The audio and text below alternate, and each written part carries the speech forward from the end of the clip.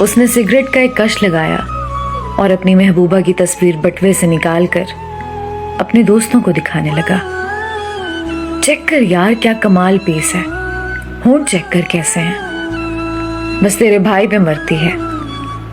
اچانک سے ایک دوست بولا کہ شادی کا ارادہ ہے, تو وہ کہکا لگا کر بولا ارے نہیں یار, ٹائم پاس ہے, بس تھوڑا انجوائے کروں گا, مستی کروں گا اور بعد میں پھر چھوڑ دوں گا.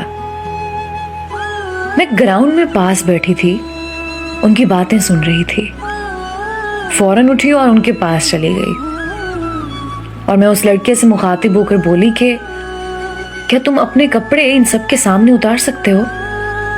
تو وہ لڑکا ایک دم سے غصے سے بولا میڈم آپ کا دماغ خراب ہے, میں پاگل ہوں جو سب کے سامنے بے لباس ہو جاؤں. تو میں بولی کہ تم جو ایک لڑکی کو سب کے سامنے بے لباس کر رہے ہو, اس کا صرف یہی قصور ہے کہ وہ تم سے محبت کر بیٹھی ہے. یہ ٹھیک ہے کہ اس کی بھی غلطی ہے, لیکن اس کا مطلب یہ تو نہیں ہے کہ تم اس کی عزت کو یوں سرے عام بیٹھ کر دوستوں میں لوٹتے رہو.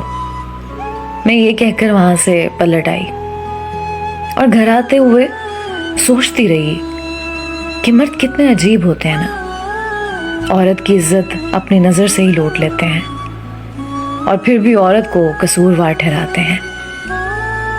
جس مرد کے لیے محبت صرف لباس اتارنے کا نام ہونا, ایسے مرد کبھی شوہر نہیں بن سکتے اور نہ ہی ایک اچھی بیٹی کے باپ.